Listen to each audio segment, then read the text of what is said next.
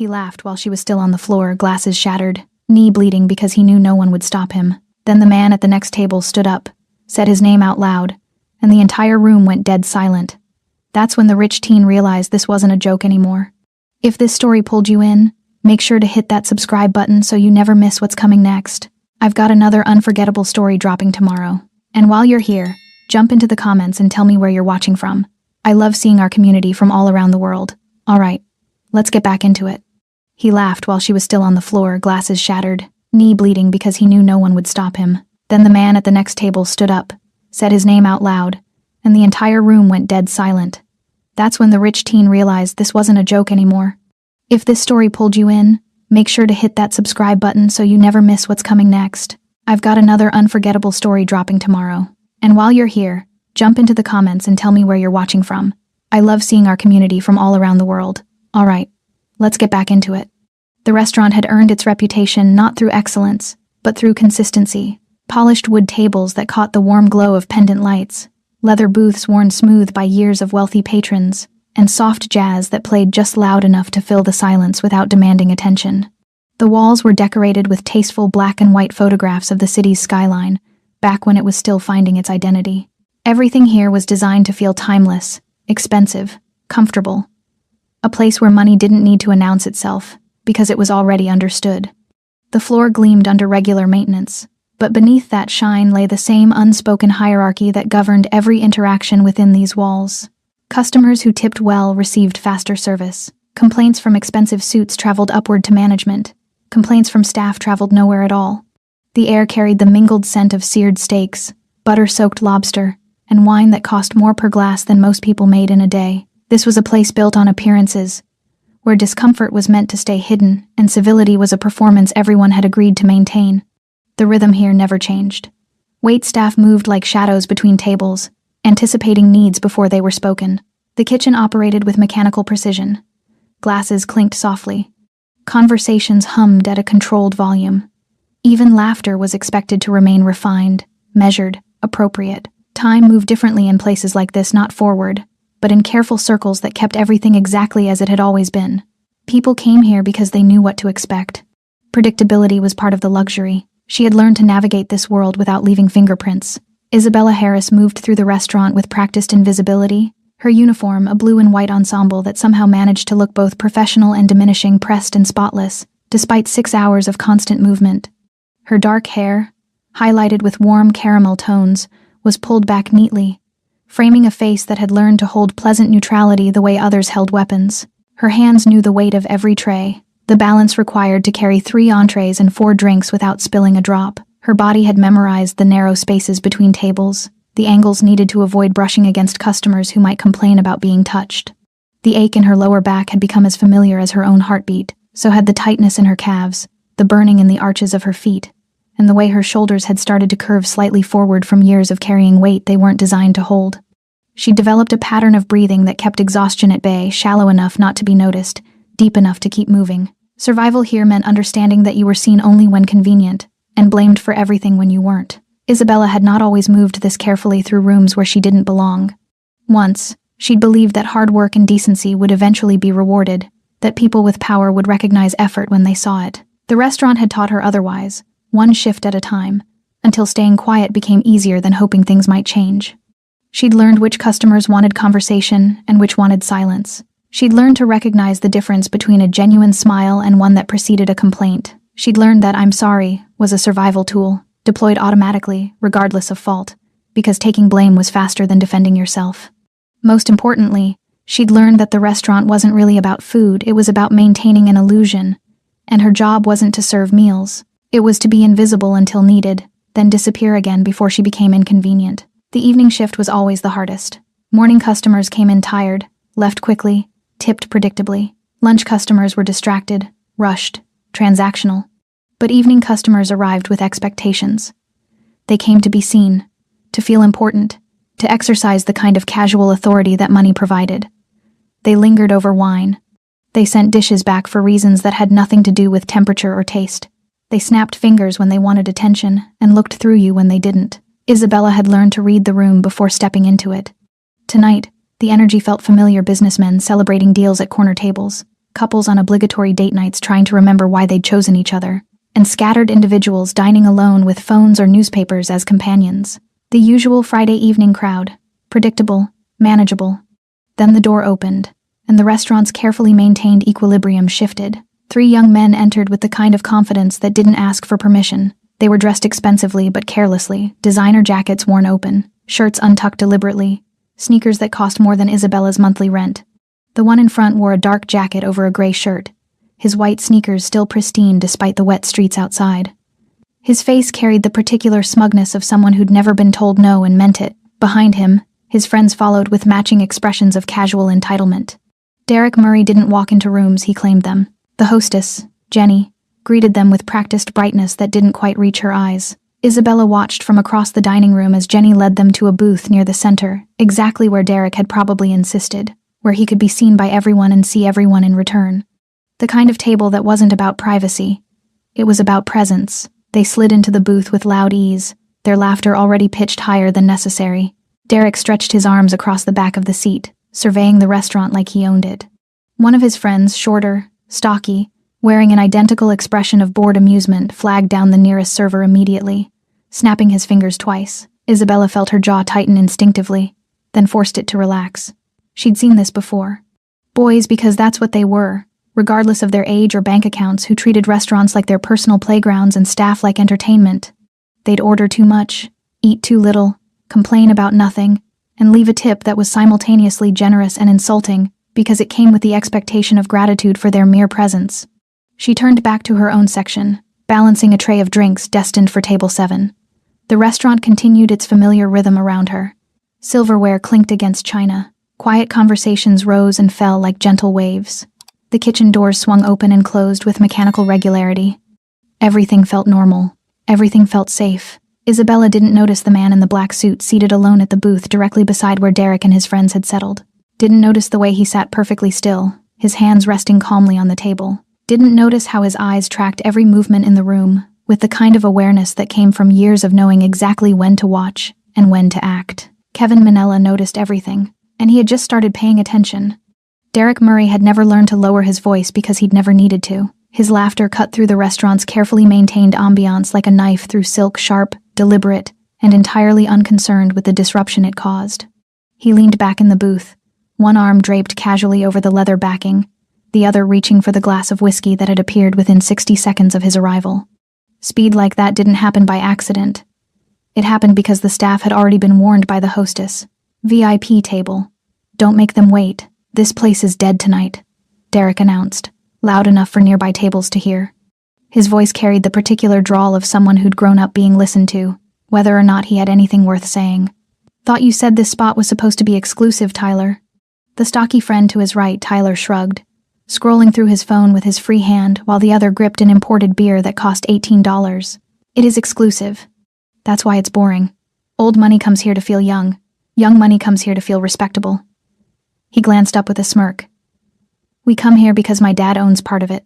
The third member of their group, leaner and quieter but wearing the same expression of casual superiority, raised his glass in mock salute. To nepotism, Derek echoed, grinning as their glasses clinked together with more force than necessary.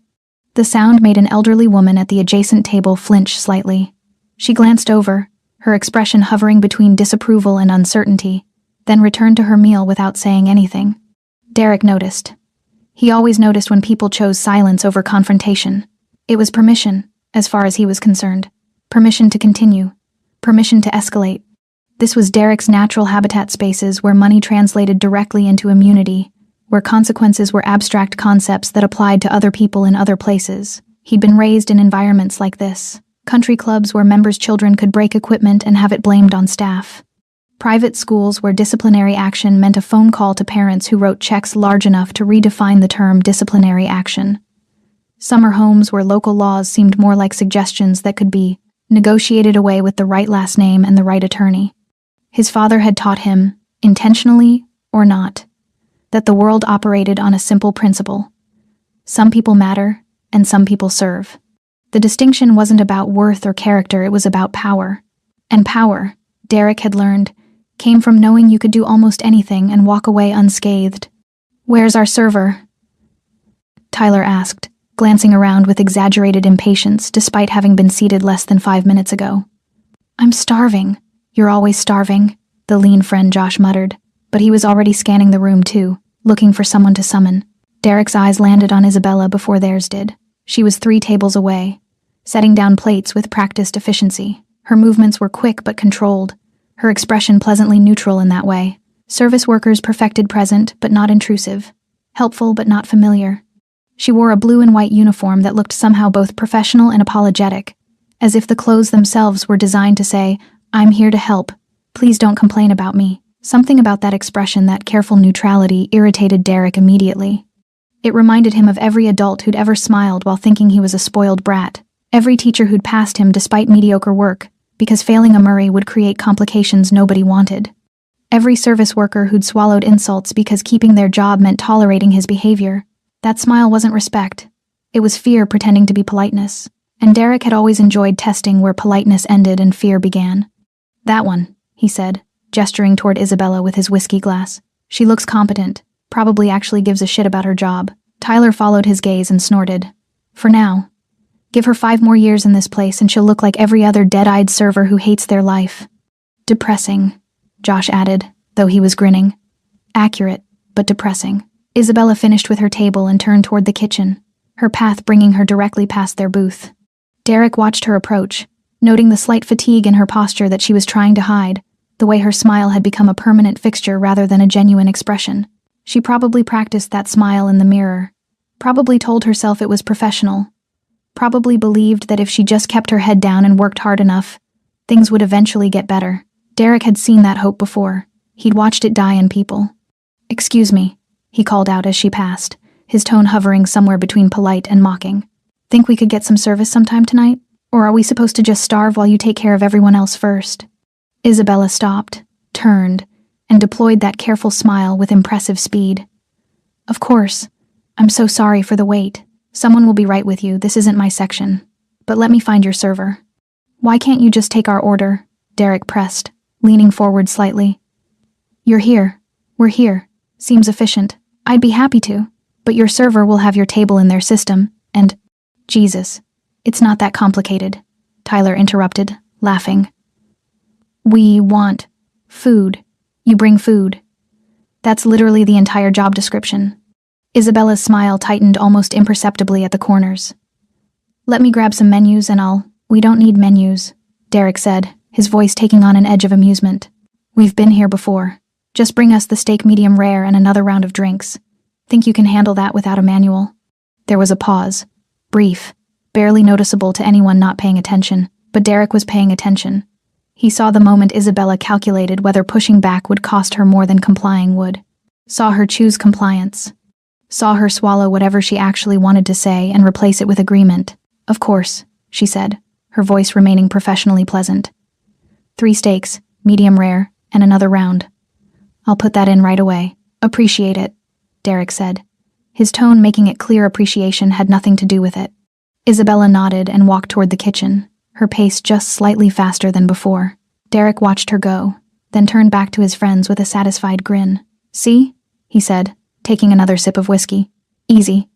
Behind him, unnoticed and unacknowledged, the man in the black suit at the next booth set down his drink with deliberate care. Kevin Manella's expression hadn't changed, but his attention had sharpened considerably.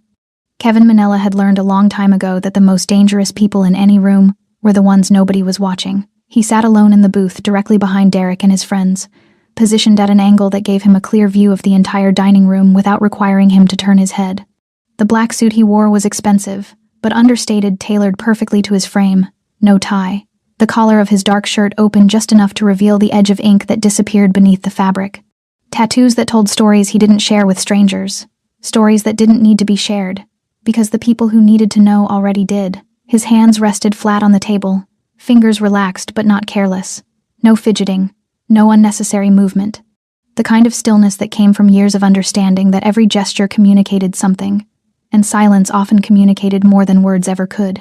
A half-finished bourbon sat within easy reach, the ice melting slowly into amber liquid he wasn't particularly interested in drinking. He'd ordered it because sitting in a restaurant without ordering created attention, and attention was something Kevin managed carefully. The drink was a prop. The solitude was intentional. He'd come here tonight because he'd needed to be somewhere that wasn't home, wasn't work, wasn't connected to the network of obligations and expectations that defined most of his life. Somewhere he could sit quietly and think without being interrupted. Somewhere he could be just another customer in an expensive suit, unremarkable and unbothered. That plan had lasted approximately 15 minutes. Kevin had noticed Derek and his friends the moment they'd entered. It was impossible not to. They'd brought a different energy into the room, the kind that announced itself through volume and posture, rather than words. Young men who'd been taught that the world would accommodate them. And so far, the world had proven that lesson correct. He'd seen 1,000 versions of Derek Murray over the years. Different faces, different names, same fundamental belief. That power meant never having to consider consequences. That respect was something purchased rather than earned. That people who served them were somehow less real than people who sat beside them. Kevin had been raised differently. His father, a man whose name still carried weight in certain circles, though he'd been dead for over a decade, had taught him that respect was currency, but only if it flowed in both directions. That a man who couldn't control himself in small moments would eventually lose control in larger ones. That how you treated people when you had power over them revealed everything about who you actually were. Those lessons had been delivered quietly, often without words, through observation, through example, through the careful way his father had moved through rooms where violence was always an option but rarely the first choice. Kevin had inherited that approach. He didn't announce himself, didn't need to. The people who mattered already knew what his last name meant, what his presence implied, and why underestimating his silence was a mistake most people only made once. Tonight, he'd been content to remain unnoticed. Just another customer. Just another man having a quiet drink while the world moved around him. Then he'd heard Derek speak to Isabella, and something in his chest had tightened with familiar recognition. It wasn't the words themselves, they'd been relatively benign on the surface. It was the tone beneath them.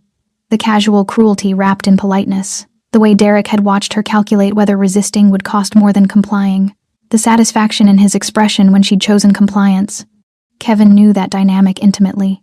He'd witnessed it his entire life. Had seen it play out in back rooms of restaurants his family had frequented. In social clubs where people with money treated people without it like animated furniture. In business dealings where power imbalances were leveraged for entertainment rather than necessity. He'd also learned, through years of experience, that men like Derek rarely stopped at verbal disrespect. They tested boundaries constantly, pushing incrementally to see how far they could go before someone pushed back. And in environments like this where staff were trained to absorb disrespect as part of their job description, those boundaries stretched further than they should. Kevin took a slow sip of his bourbon, the liquid barely registering as it passed his lips. His eyes tracked Isabella as she moved toward the kitchen, noting the tension in her shoulders that hadn't been there before. The way her stride had quickened just slightly. She was good at hiding it. Most people probably wouldn't have noticed. But Kevin had spent years reading body language the way other people read newspapers. She was rattled. Not devastated, not panicked, but unsettled in a way that would follow her through the rest of her shift. Behind him, Derek's laughter erupted again, followed by his friends joining in. They were enjoying themselves, completely unaware that their behavior had registered as anything other than normal interaction. Probably didn't even remember the exchange 30 seconds after it had ended. That was the problem with men like Derek. The damage they caused was recreational, forgettable. Something they did to pass time between more important moments in their more important lives. Kevin set his glass down with deliberate care. He wasn't angry. Anger was a luxury he'd learned to control years ago. What he felt was colder, more focused. A clarity that came from recognizing a pattern and deciding whether or not to interrupt it. Not every situation required intervention. Kevin had walked away from countless moments of casual cruelty because inserting himself would have created more problems than it solved, because some battles weren't his to fight, because sometimes the cost of action outweighed the benefit, but something about tonight felt different. Maybe it was the way Isabella had swallowed her dignity so automatically, as if she'd done it 1,000 times before. Maybe it was Derek's complete lack of awareness that he'd done anything wrong. Maybe it was the room's collective decision to ignore what had just happened, to let it dissolve into the ambient noise of normal restaurant operation. Or maybe it was simpler than that. Maybe Kevin was just tired of watching people like Derek move through the world without ever being reminded that their actions had weight. He shifted slightly in his seat, adjusting his position so he had a better view of Derek's booth. Not obvious, not aggressive, just aware. His hands remained flat on the table, relaxed and ready. Kevin didn't know yet whether he'd need to do anything. Didn't know if Derek would escalate, or if the evening would proceed without further incident. But he was watching now, and unlike everyone else in the restaurant who'd witnessed that exchange and chosen to look away, Kevin Manella had decided not to turn his attention elsewhere. He'd decided to wait, to observe, and if necessary, when necessary, to remind everyone in this room that silence wasn't neutral. It was a choice, and tonight, Kevin was choosing differently. Isabella moved through the kitchen doors with practiced efficiency, the familiar chaos of the back of house wrapping around her like a second skin she'd learned to wear comfortably. The heat hit immediately oppressive and thick, carrying the scent of searing meat, caramelizing onions, and the sharp tang of wine reducing in copper pans. Chefs called out orders in shorthand that had taken her months to decode. Pans clattered against burners. Knives struck cutting boards in rapid percussion. Someone cursed in Spanish. Someone else laughed. The kitchen operated at a volume and intensity that the dining room's carefully maintained elegance worked hard to pretend didn't exist. She found the ticket station and punched in Derek's order, her fingers moving across the screen automatically while her mind remained partially elsewhere. The interaction replayed itself without her permission. His tone, his friend's laughter, the calculation she'd made in that brief pause before responding. It wasn't the worst thing a customer had ever said to her, not even close, but something about it had landed differently tonight. Maybe she was just tired. 6 hours on her feet with 2 more to go. Rent due in a week. A car that needed inspection she couldn't afford. The accumulation of small stresses that made every additional disrespect feel heavier than it should. "You good?" The voice belonged to Marcus, one of the line cooks who'd worked here longer than Isabella had been alive. He was watching her with the kind of casual concern that came from seeing the same exhaustion in 100 different faces over the years. "Yeah," Isabella said automatically, forcing brightness into her voice. "Just another Friday night." Marcus nodded, already turning back to his station, accepting her lie because pushing further would have required time neither of them had. The kitchen didn't allow for extended emotional processing. "You moved, or you drowned." Isabella grabbed the tray she'd prepared earlier, 3 drinks destined for table 12, and pushed back through the swinging doors into the dining room's controlled atmosphere. The temperature dropped immediately. The noise softened. The lighting dimmed from harsh fluorescent to warm amber. 2 different worlds separated by 8 inches of steel and wood. She delivered the drinks with mechanical precision, accepted thanks she barely registered, and turned toward the bar to collect the round Derek had ordered. Another whiskey, another overpriced beer, something with vodka that Tyler had specified by brand as if it mattered. The bartender Jordan, efficient and perpetually exhausted, had them ready before she arrived. "Table 6? He asked, though he already knew. "Yeah, those kids tipping you?" Isabella shrugged. "Probably. Eventually. After they've made it clear they're doing me a favor." Jordan's expression suggested he'd dealt with customers like Derek before, and hadn't enjoyed it any more than she was. "Let me know if they get worse. I can water down their drinks until they're basically paying $12 for ice." The offer made her smile genuinely for the first time in an hour. Tempting. She loaded the drinks onto her tray with careful precision, 3 glasses, specific placement, weight distributed evenly. The tray itself was heavy even before adding liquid. After 6 hours, it felt like carrying concrete. Her right shoulder had developed a chronic ache that no amount of stretching ever fully resolved. Physical therapy wasn't covered by the insurance the restaurant provided, and paying out of pocket meant choosing between healing and eating. She'd chosen eating. Isabella lifted the tray with practiced ease, the motion so automatic her body executed it without conscious thought.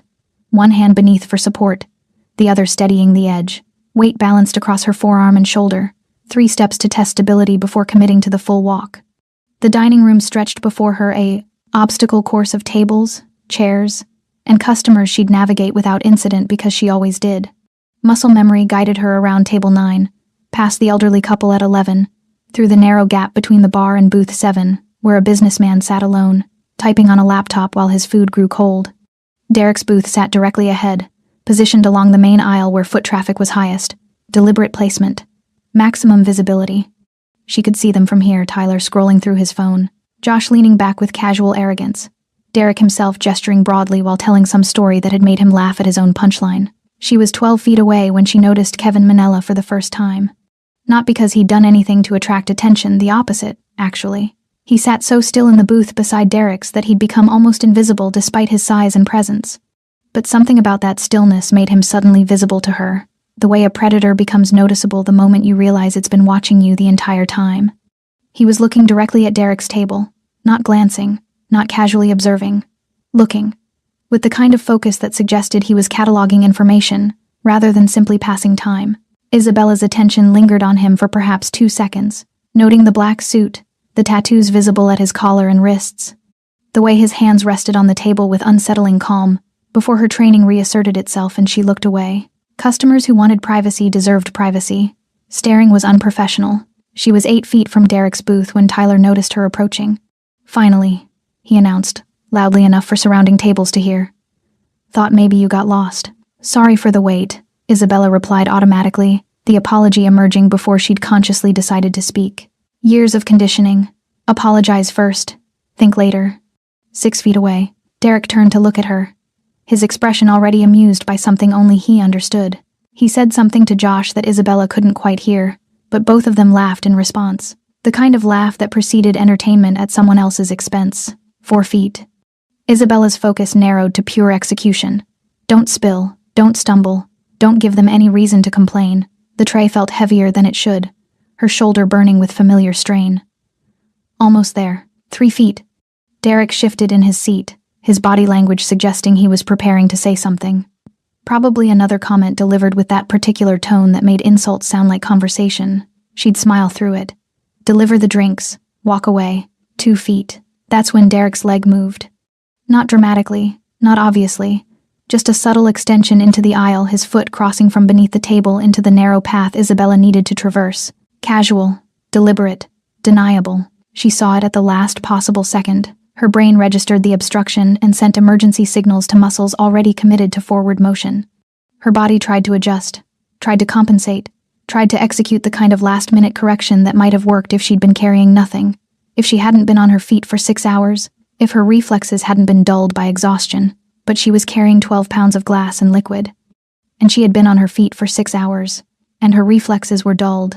Isabella's foot caught Derek's ankle with enough force to break her stride completely. Time fractured. Her forward momentum continued while her lower body stopped abruptly. The tray tilted. Her hand gripped tighter, instinctively trying to save what was already lost. Weight shifted catastrophically. 3 glasses began sliding in 3 different directions, liquid sloshing over edges, gravity asserting itself with indifferent finality. She felt herself falling, felt her knee strike the floor with brutal impact, felt the tray slip from her grasp despite every desperate attempt to hold it. Then came the sound. Glass shattering against wood, liquid splashing across polished floor. The sharp, crystalline crash that cut through conversation and music and ambient noise like a gunshot in a library. The entire restaurant went silent. Isabella knelt on the floor in a spreading pool of whiskey, beer, and vodka, surrounded by shattered glass, her uniform soaked, her knee screaming, her face burning with humiliation so profound it felt physical. And above her, Derek Murray began to laugh. The laughter came first, loud, unrestrained, and sharp enough to cut through the silence that had frozen the restaurant in place. Derek's hand shot out, finger pointing directly at Isabella as she knelt on the floor, surrounded by shattered glass and spreading liquid. His mouth opened wide with genuine amusement, the kind of laughter that came from deep in the chest, uninhibited by self-awareness or empathy. He wasn't trying to be quiet, wasn't trying to be subtle. He was enjoying this too much to care who heard. "Oh my God," he managed between breaths, his voice carrying across the dining room with perfect clarity. "Did you see that?" He gestured wildly, miming a stumbling motion that bore no resemblance to what had actually happened. "Just completely ate it." Tyler erupted beside him, his stocky frame shaking with laughter as he slapped the table hard enough to make their remaining glasses jump. "Dude, that was incredible. Like watching someone fail in slow motion." Josh leaned forward, grinning as he pulled out his phone. "Please tell me someone got that on video." That was comedy gold. Their laughter fed off each other, building in volume and confidence. Other customers had turned to look, some with surprise, others with uncomfortable curiosity, but no one said anything. The moment hung suspended in collective uncertainty, everyone waiting to see how this would resolve itself, hoping someone else would take responsibility for responding. Isabella remained frozen on her knees, her hands pressed against the wet floor, her breathing shallow and quick. The physical impact had been jarring. Her knee had struck the hardwood with enough force that pain was radiating up her thigh in hot, nauseating waves. But the physical pain was nothing compared to the other kind, the kind that came from being the center of attention for all the wrong reasons. The kind that made your face burn and your throat close and your vision narrow until all you could see was the mess you were kneeling in, the mess you'd somehow become responsible for despite not having caused it. Glass glittered around her like malicious diamonds. Amber liquid soaked through the fabric of her uniform, cold against her skin. She could smell the whiskey, sharp and astringent, could feel dozens of eyes on her back. could hear Derek's laughter echoing in her skull like a taunt that would never fully fade. "I'm sorry," she heard herself say, the words automatic and pathetic. "I'm so sorry. I'll clean this up right away. I'm so sorry?" Derek interrupted, still laughing. "You should be. Do you know how much those drinks cost? That's like $50 on the floor right there." "Probably comes out of her paycheck," Tyler added, grinning. "Guess you're working for free tonight, huh?" Josh laughed at that, shaking his head. "Brutal." Isabella's hands trembled as she began reaching for the larger pieces of glass, trying to gather them despite having no plan for where to put them, no tray to collect them on. No clear thought beyond needing to fix this immediately. A shard cut into her palm, not deep, but enough to draw a thin line of blood that mixed with the alcohol on her hands. She barely felt it. "Careful," Derek said, his tone dripping with false concern. "Wouldn't want you to hurt yourself. That would be..." He paused for effect, glancing at his friends. "Oh wait, you already did that yourself." More laughter. Isabella's vision blurred. She blinked hard, refusing to let tears form, refusing to give them that satisfaction. She'd cry later. In her car. In her apartment. Somewhere private where humiliation could be processed without an audience. But not here. Not now. Not in front of them. Someone should help her. A woman's voice said from a nearby table, quiet and uncertain. Someone should teach her to watch where she's walking. Derek shot back immediately, loud enough to ensure everyone heard. "Seriously, how do you trip over nothing? Were you texting? Were you drunk?" "I wasn't." Isabella started, then stopped. Because what was the point? Defending herself would only extend this moment, would only give them more ammunition, would only make everything worse. The manager appeared then, materializing from wherever managers disappeared to when things were running smoothly. Richard was in his 50s, professionally pleasant, and fundamentally allergic to confrontation with customers who spent money. He looked at the mess, at Isabella still kneeling in it, at Derek and his friends clearly enjoying themselves, and made a calculation that Isabella recognized immediately. This would be her fault. "Isabella," Richard said, his tone carefully neutral but edged with disappointment. "Are you hurt?" "No," she lied automatically. "I'm fine. What happened?" Before she could answer, Derek leaned forward, his expression shifting to something resembling concern that didn't reach his eyes. "She just wasn't paying attention, man. Came flying past our table and totally wiped out. We were about to check if she was okay, but..." He gestured at the mess with exaggerated helplessness. The lie was so casual, so confident, that for a moment Isabella almost doubted her own memory. Almost wondered if maybe she had been careless, had been moving too fast, had simply missed seeing her own feet. Then she remembered the deliberate extension of his leg, the calculation in his eyes, the smile that had preceded her fall. "I tripped," she said quietly, not looking at Derek, not accusing him directly because she knew how that would sound. A server blaming a customer. Her word against his expensive clothes and confident friends versus her soaked uniform and bleeding palm. There was no universe where that ended in her favor. "Let's get this cleaned up," Richard said, his tone making it clear the conversation was over. "Isabella, go to the back and get yourself together. I'll have someone bring out their replacement drinks and comp their meal." "Appreciated," Derek said smoothly, leaning back in his booth with the satisfied expression of someone who just won a game they'd invented. "Accidents happen, right? No hard feelings?" Tyler snickered. Josh raised his phone slightly, checking an angle. Isabella pushed herself to her feet, her knee protesting with sharp insistence. Her uniform clung to her body, cold and uncomfortable. Her hands were shaking. Her face felt like it was on fire. She turned toward the kitchen without making eye contact with anyone, walking as quickly as her injured knee would allow, desperate to be anywhere else, to be invisible again, to have this moment erase itself from existence. Behind her, Derek's laughter started up again, quieter now but still audible, still victorious. The dining room gradually resumed its previous rhythm. Conversations picked back up, silverware clinked against plates. The jazz music that had been temporarily drowned out reasserted itself. Within 90 seconds, the incident had been absorbed into the restaurant's normal operation.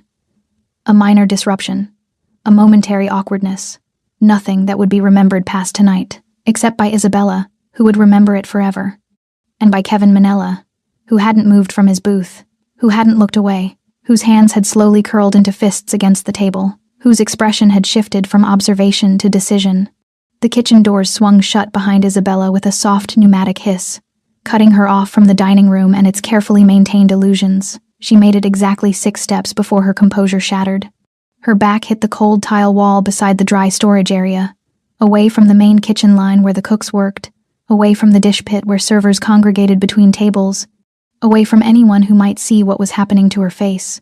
Her hand pressed against her mouth, trying to hold back the sound threatening to escape her throat, not quite a sob, but something rawer and more desperate. The tears came anyway. They burned behind her eyes, spilled over despite her best efforts, tracked hot lines down cheeks that still felt flushed with humiliation. Her whole body was shaking now that no one could see it. The adrenaline that had kept her upright finally draining away and leaving nothing but exhaustion and shame in its wake. Her knee throbbed with each heartbeat. Her palm stung where the glass had cut it. Her uniform stuck to her skin, cold and uncomfortable, reeking of alcohol. But none of that compared to the feeling sitting like concrete in her chest, the weight of public humiliation, of injustice that couldn't be challenged, of dignity stripped away while people watched and chose to do nothing. She'd tripped over his foot. She knew it, had felt the contact, had seen his leg extended into the aisle at the last possible second. It hadn't been an accident. Hadn't been her carelessness.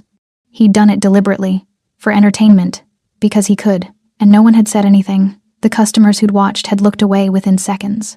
The manager had blamed her by implication, focusing on her carelessness rather than questioning what had actually happened. Derek had lied smoothly, confidently, secure in the knowledge that his version of events would be accepted over hers because his clothes cost more, and his friends laughed at his jokes and his presence in this restaurant meant revenue. Isabella pressed her palms against her eyes, trying to physically push the tears back in, trying to restore some semblance of control. She needed to clean herself up. Needed to change if she had a spare shirt in her locker, she didn't. Needed to get back out there because she had 4 other tables and they'd still expect service and tips didn't earn themselves. The injustice of it all made her chest ache. She hadn't done anything wrong. She'd been working, doing her job, moving through space. She navigated 100 times every shift. And in less than 5 seconds, someone had decided to hurt her for fun, and the entire world had agreed that this was somehow her fault. "You okay?" The voice made her jump. Maria, another server, stood a few feet away with an expression of genuine concern that somehow made Isabella feel worse rather than better. Pity was harder to receive than indifference. "Yeah," Isabella managed, her voice rough and unconvincing. "Just need a minute." Maria stepped closer, lowering her voice. "I saw what happened. That kid's an asshole." The validation should have helped. Instead, it just highlighted how meaningless validation was when no one with power shared it. Maria had seen. Maybe others had too, but seeing didn't matter if no one was willing to say something when it counted. "Doesn't matter," Isabella said, wiping her face with the back of her hand and wincing when she remembered the cut on her palm. "Richard's comping their meal. They probably won't even tip now. They wouldn't have tipped anyway," Maria said darkly. "Rich kids never do. They think their presence is the tip." Isabella pushed off from the wall, testing her knee's stability. It protested but held. "I need to get back out there." "You're soaked." "I know. Richard should send you home. Workers' comp or something." "Richard's not sending me home," Isabella said flatly, because they both knew how this worked. Sending her home meant being understaffed during Friday dinner service, meant the other servers picking up her tables and resenting the extra work, meant losing hours she couldn't afford to lose. "I'll dry." Maria looked like she wanted to argue but didn't. She'd worked here long enough to understand that fairness was a luxury, not a right. "You want me to take your section for a bit?" "No." Isabella straightened her uniform as best she could, finger combing her hair back into place. "But thanks." She walked toward the bathroom to at least wash her hands and face, each step sending dull pain through her knee. The fluorescent lighting in the narrow hallway made everything look harsh and overexposed. She caught her reflection in the bathroom mirror and barely recognized herself. Eyes red, makeup smeared, uniform disaster, expression somewhere between fury and defeat. This wasn't who she'd thought she'd be at 26. She'd had plans once. College, maybe. A career that involved sitting down occasionally. Dignity, respect. The normal things people hoped for when they thought about their futures. But plans required money. And money required work. And work, for people without connections or safety nets, meant places like this. Meant swallowing disrespect. Meant accepting that your version of events didn't matter as much as someone else's. Meant learning that silence was the price of survival. Isabella washed her hands carefully, hissing when soap hit the cut on her palm. She dried her face, fixed her makeup as best she could with shaking hands, and stared at her reflection for a long moment. "You did nothing wrong," she whispered to herself, testing the words, hoping repetition might make them feel true. They didn't. She pushed back out into the kitchen, past the line cooks who pretended not to notice her red eyes. past the dishwashers who'd seen this same scene play out with different servers a dozen times before. The dining room doors loomed ahead, the barrier between this world and that one. Between who she had to be back here and who she had to pretend to be out there. Isabella took a breath, squared her shoulders, and pushed through. The dining room's atmosphere hadn't changed. Conversations continued at their usual volume. Glasses clinked, soft music played. The spot where she'd fallen had already been cleaned, no evidence remained of what had happened. As if erasing the physical mess meant erasing the incident itself. Derek and his friends were still in their booth, laughing about something on Josh's phone. They didn't look up when she emerged, didn't acknowledge her existence. Why would they? She'd already served her purpose as momentary entertainment. Now she was nothing again. Isabella returned to her section, checking on table 7 with mechanical professionalism. The elderly couple smiled at her kindly, asked if she was all right, offered sympathy that felt genuine but couldn't change anything. She assured them she was fine, took their dessert order, moved on. Table 9 needed water refills. Table 12 wanted their check. Table 14 had questions about the menu she'd answered 500 times before. She moved through it all on autopilot, her body executing tasks while her mind remained partially elsewhere. Still kneeling on that floor, still hearing that laughter, still feeling the weight of collective silence that had taught her exactly how little she mattered. At the booth beside Derek's table, Kevin Manella sat perfectly still. His bourbon remained untouched. His hands remained flat on the table. His expression remained unchanged, but something in the set of his jaw had shifted. Something in the focus of his eyes had sharpened. Something in the deliberate control of his breathing suggested a decision had been made. He'd watched Isabella disappear into the kitchen, had watched the staff clean up the mess, had watched Derek and his friends celebrate their victory with continued laughter and zero consequences, had watched the entire restaurant collectively decide this was normal, acceptable, not worth intervention. Kevin had seen this pattern his entire life, had seen countless moments where cruelty went unchallenged because challenging it was uncomfortable, because the victim had less power than the aggressor, because silence was easier than action. He'd walked away from most of those moments, had told himself they weren't his responsibility, that inserting himself would create complications, that the world was full of injustice he couldn't personally fix, but tonight felt different. Maybe because he'd watched Isabella's face as she'd apologized for something that wasn't her fault. Maybe because Derek's laughter had contained the particular satisfaction of someone who knew he'd get away with it. Maybe because Kevin was tired of being part of the silence that made moments like this possible. Or maybe it was simpler than that. Maybe he'd just decided this was the moment he stopped looking away. Kevin's hands slowly curled into loose fists. Then, with deliberate calm, he stood up. Kevin rose from his seat with the kind of slowness that suggested perfect control. No sudden movements, no aggression. Just a man standing up in a restaurant. But something about the way he moved made the nearest tables notice. Maybe it was his size, more apparent now that he was vertical, tall, broad-shouldered, filling space with presence rather than noise. Maybe it was the deliberate quality of his movements, the way someone who'd spent years controlling violence moved differently than someone who'd never needed to. Or maybe it was something less tangible, something primal in the way certain predators announce themselves without making a sound. Whatever it was, conversations at adjacent tables faltered mid-sentence. Kevin adjusted his suit jacket with practiced ease, the fabric settling perfectly across his frame.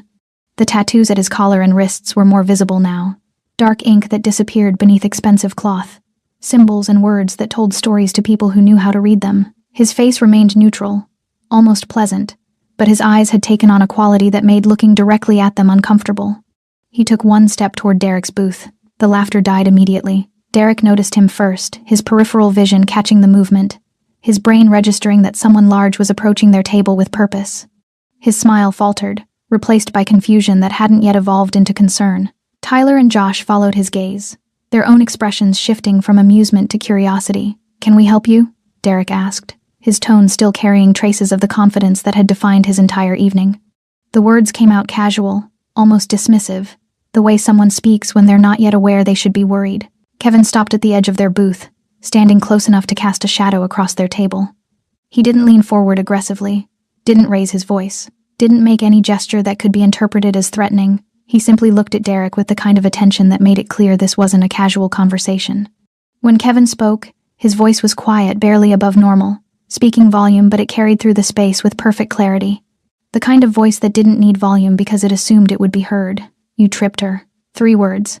Statement, not question. Derek blinked, his brain taking a moment to process both the accusation and the fact that someone was making it.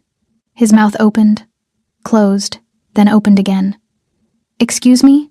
The waitress, Kevin continued, his tone remaining perfectly even. The one who fell about 5 minutes ago. You stuck your foot out. I watched you do it. The booth went silent. Tyler's hand froze halfway to his phone. Josh's smile evaporated completely. Derek's face cycled through several expressions in rapid succession: surprise, confusion, then irritation that someone was challenging his version of events. I don't know what you think you saw, Derek said, his voice taking on a defensive edge wrapped in false politeness. But she tripped over her own feet. It was an accident. Maybe you should mind your own. I saw you extend your leg into the aisle, Kevin interrupted, his tone still calm but carrying an undercurrent of finality that made interrupting him feel dangerous. I watched you position it deliberately. I saw you smile before she fell. And I heard you laugh after. The words hung in the air like an indictment. Derek's face flushed, not with shame, but with anger at being called out. He straightened in his seat, puffing up slightly the way young men did when they felt their authority questioned. Look, I don't know who you think you are, but Kevin Manella. The name dropped into the conversation like a stone into still water. For a moment, nothing happened. Derek stared at Kevin with continued defiance, clearly expecting the name to mean nothing, to be just another attempt at intimidation that he could brush off the way he'd brushed off every adult authority figure who'd ever tried to correct his behavior. Then recognition flickered across Tyler's face. His eyes widened almost imperceptibly. His posture shifted from relaxed confidence to rigid attention. He glanced at Derek with an expression that suggested he wanted to say something but wasn't sure how to say it in front of company. Josh caught the change in Tyler's demeanor and his own expression began to shift. Uncertainty creeping in where smugness had been seconds before. Derek noticed their reactions and his irritation deepened. Am I supposed to know who that is? Tyler leaned closer, lowering his voice to an urgent whisper that Kevin could still hear perfectly. Dude. Manella. That Manella. The color drained from Derek's face in stages, first pink fading to pale, then pale fading to something closer to gray. His mouth went dry enough that Kevin could see him swallow reflexively. The confident posture collapsed inward as his brain made connections it should have made immediately if he'd been paying attention to anything beyond his own entertainment. Kevin waited, watching the realization settle with the patience of someone who'd had this exact conversation before. He knew the precise moment Derek understood not just who Kevin was, but what that name meant, what family it represented, what world it came from, what consequences it implied. I didn't, Derek started, his voice cracking slightly. He cleared his throat and tried again. It was just a joke. She's fine. No one got hurt. She's bleeding, Kevin said quietly. Her knee hit the floor hard enough that she's limping. Her uniform is soaked. And she apologized to you for something you did to her. So let's not pretend no one got hurt. Derek's friends had gone completely silent, their earlier bravado evaporating like water on hot pavement. They'd both shifted subtly away from Derek, creating physical distance that suggested they were reconsidering their association with whatever was happening. The surrounding tables had gone quiet too. Not obviously, people were still pretending to eat, still going through the motions of normal restaurant behavior, but conversations had softened to whispers. Eyes watched without making direct contact. Everyone in the immediate area was aware that something significant was unfolding, even if they didn't understand exactly what.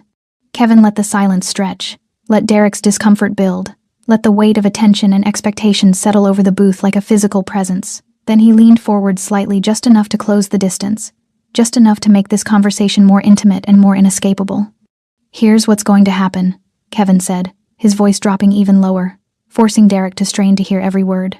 You're going to sit here and think very carefully about what you did tonight, about how it felt to make someone else small so you could feel big, about whether that's the kind of man you want to be. I didn't mean, I'm not finished, Kevin said, and Derek's mouth snapped shut immediately. You're going to leave a tip that reflects an actual apology, not 10%, not 20%, something that makes it clear you understand what you did was wrong, and then you're going to leave this restaurant quietly, without another word to anyone who works here. Derek nodded quickly, desperately eager to agree to anything that would end this conversation. And if I ever hear that you've done something like this again, Kevin continued, his tone remaining conversational but his eyes going cold in a way that made his meaning unmistakable. We're going to have a much longer conversation. The kind that doesn't happen in public. Do you understand? Yes, Derek whispered. Yes, I understand. Kevin straightened, his expression softening back to something approaching neutral.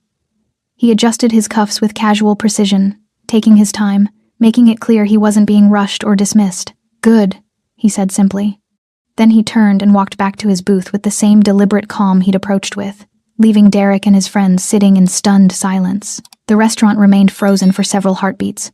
Then, gradually, sound returned. Conversations resumed. Silverware clinked. The moment absorbed itself back into the normal rhythm of Friday evening service, but everything had changed.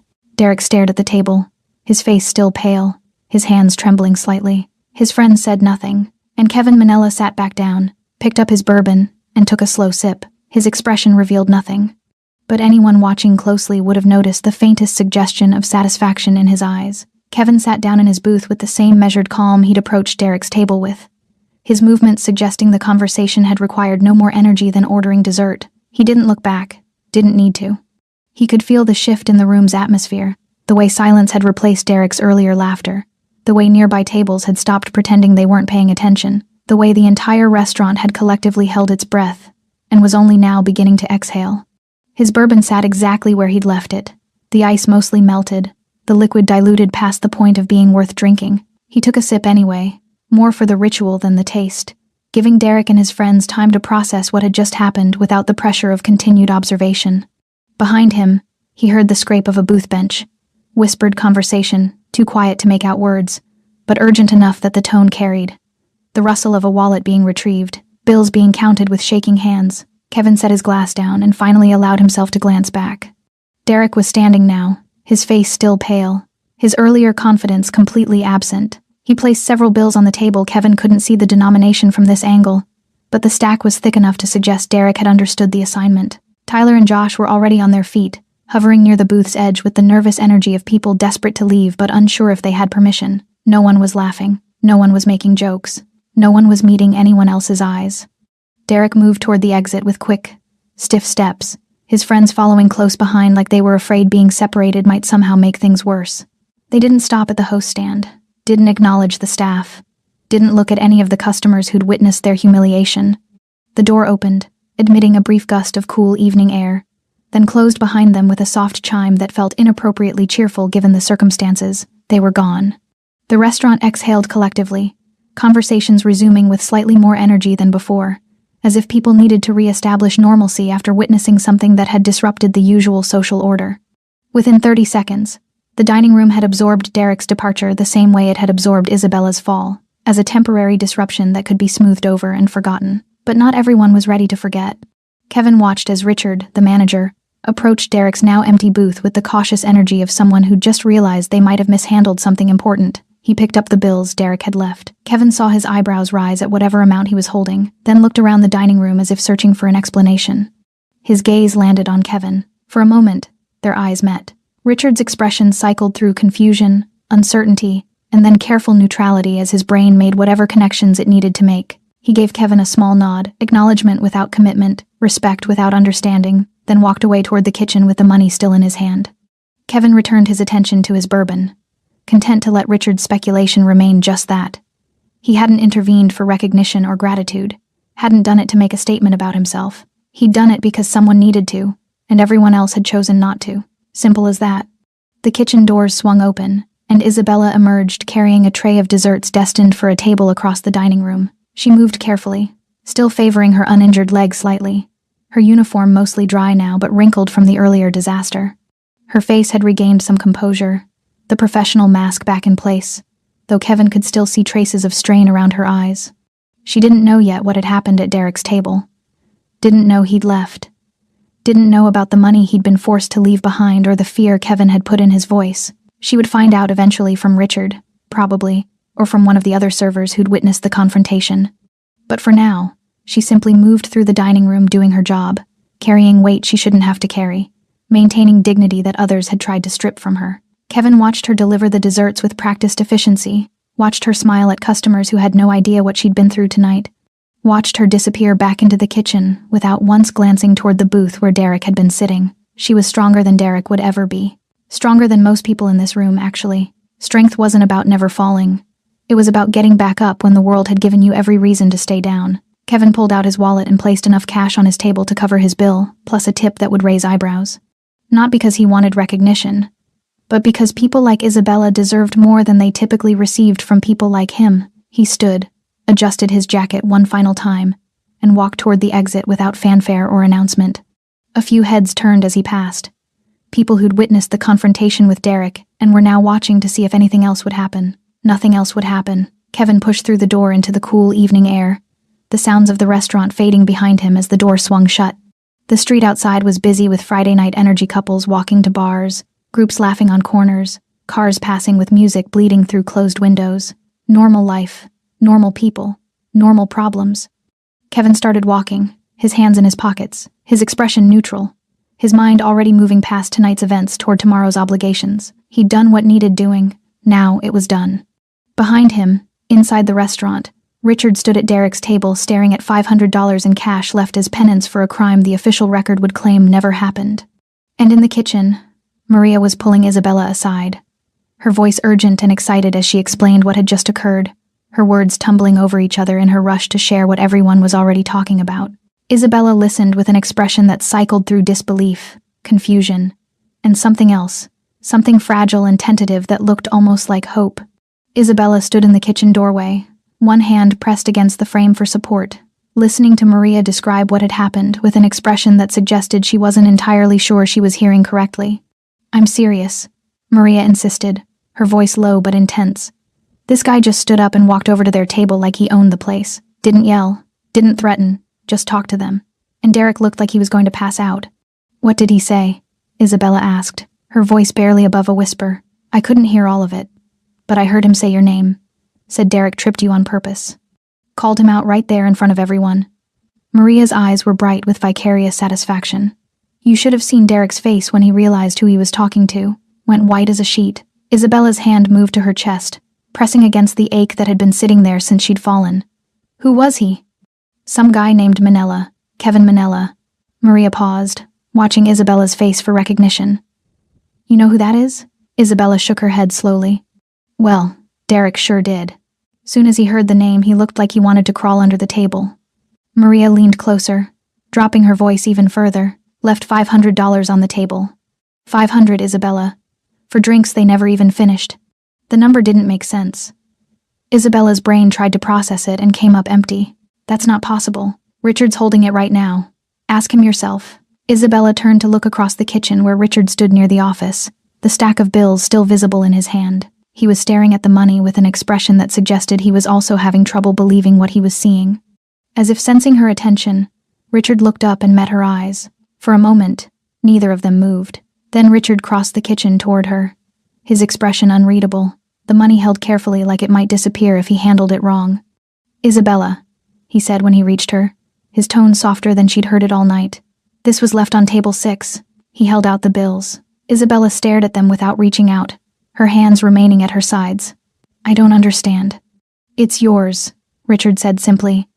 The customer who intervened made it very clear this was meant as an apology for what happened. "But I didn't," Isabella started, then stopped, because what was she arguing against? That she deserved it? That Derek shouldn't have to pay for humiliating her? That accepting this money somehow made her complicit in a system she hated? Her hand trembled as she reached out and took the bills. They felt real, solid, undeniably present. $500, more than she made in a week, more than her rent, more than the car inspection she couldn't afford, more than she'd held in her hands at one time and longer than she could remember. "There's something else," Richard said, his voice gentler now, almost apologetic, "about what happened earlier."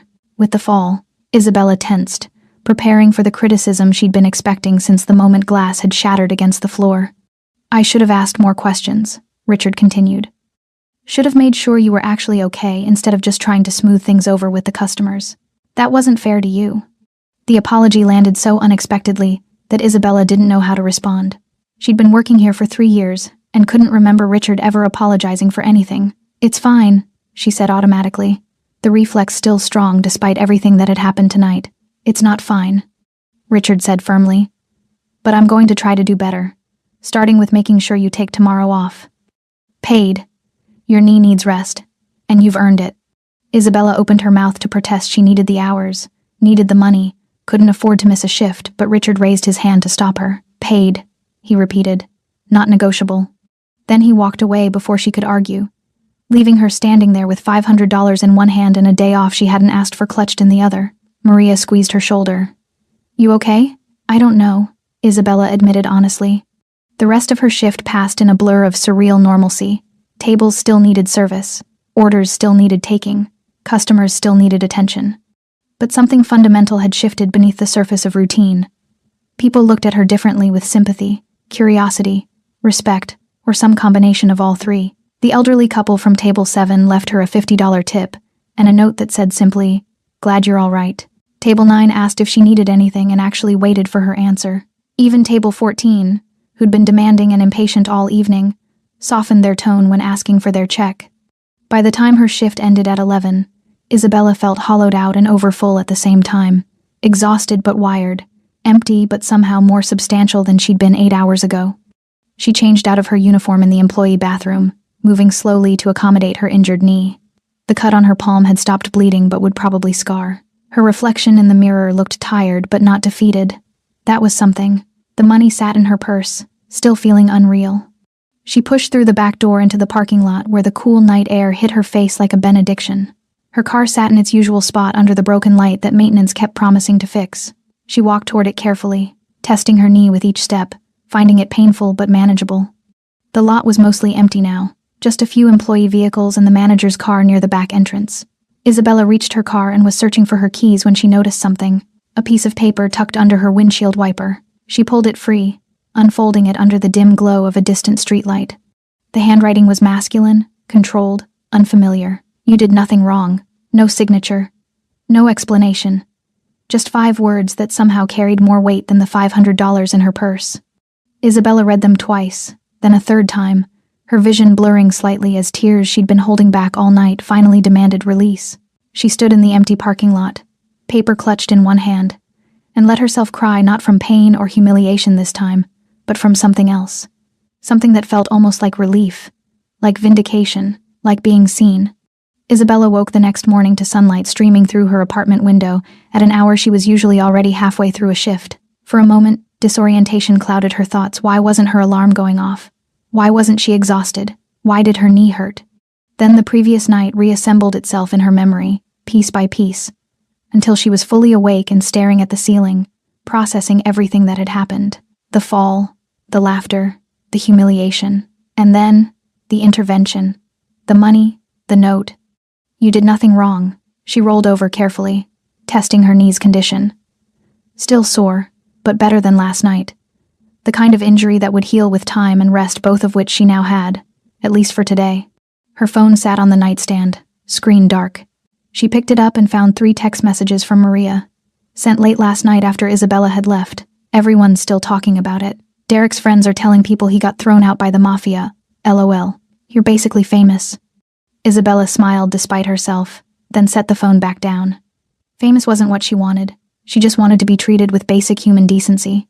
Apparently, that required intervention from someone powerful enough to make Derek afraid. The thought should have made her feel grateful, and part of her was grateful. Genuinely, but another part felt something more complicated. Sadness, maybe. That justice had required a man like Kevin Manella to dispense it. That her own voice, her own truth, her own experience hadn't been enough to matter until someone with power decided to care. She got out of bed slowly, made coffee in the quiet of her small kitchen, and sat by the window watching the city wake up around her. People walking dogs, cars heading to work, normal Saturday morning rhythms that usually happened while she slept. The $500 sat on her counter where she'd placed it last night, still feeling surreal in the daylight. That money would change things. Not forever. $500 wasn't life-changing in any permanent sense, but for right now, it meant breathing room, meant getting her car inspected, meant groceries that weren't generic brand, meant 1 month where she didn't have to choose between paying rent on time or keeping the lights on. It meant dignity, purchased at the price of her humiliation. The note sat beside the money, those 5 words still carrying impossible weight. You did nothing wrong. Isabella had spent years learning to swallow blame that wasn't hers, to apologize for existing in spaces where people with power found her inconvenient. She'd internalized the lesson that survival meant accepting responsibility for things beyond her control, because fighting that current required energy she didn't have and would only result in losing her job. But someone had seen what actually happened, had cared enough to say something, had used his power not to hurt her, but to protect her. That changed something fundamental.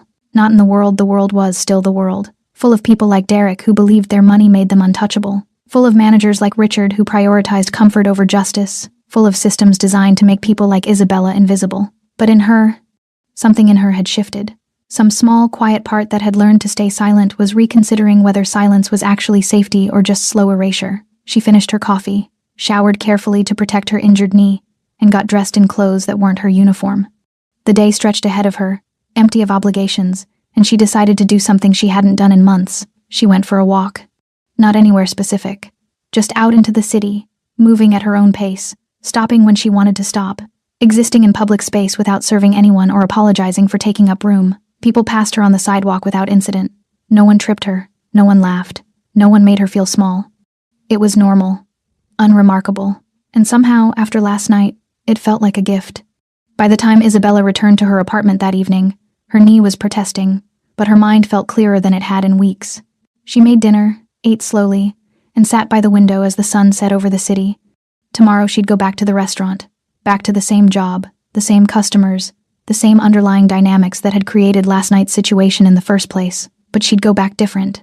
Because someone had reminded her that silence wasn't neutral, that what happened to her mattered, that she'd done nothing wrong, and believing that didn't require anyone's permission.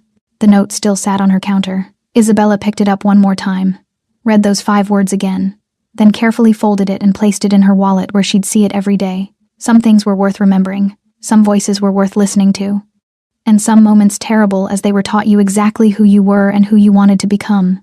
Isabella Harris had fallen last night, but she'd gotten back up, and this time, she'd stood a little taller than before. Thanks for staying with this story right till the final moment. You're the reason these stories come alive.